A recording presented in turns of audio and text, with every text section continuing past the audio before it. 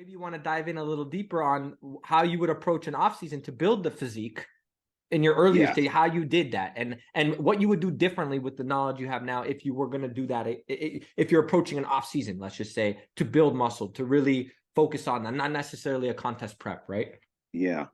One of the things I didn't do in the past was maintain a good diet. I wasn't as focused on eating quality food, protein, meats, things like that I realized my body responds really well to, right? Getting enough sleep, right? Getting that rest in the off season. Now that's typically when I go a little heavier just because your body allows you to. You just feel better, right? You're not forcing it. You're not forcing it. Exactly. It's just there. It's there. Yeah. Do it.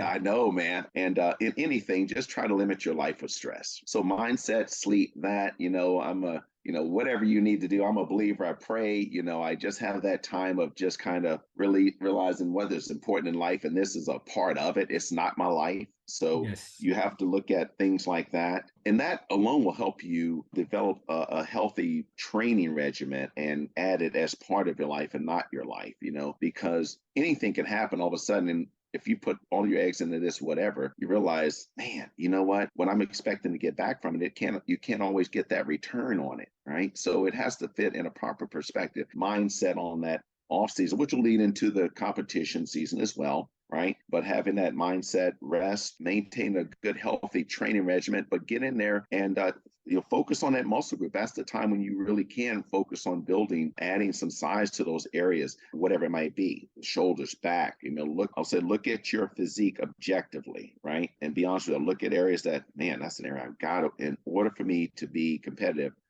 as a bodybuilder, I've got to work on this in my off season. And if that becomes it, that might be a body part you're going to end up doing 2-3 times a week. It just might be. Biceps for me are okay, right? They seem to just come in. I don't have to do much. There it is. Right.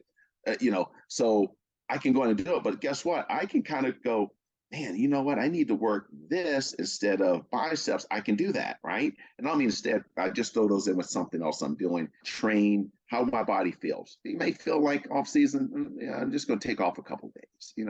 Then things are hurting, take off, let the body recover, get back in. You 6-8 months, maybe especially if you're taking off a year before you hit the stage again, let the body, heal itself, let it come back.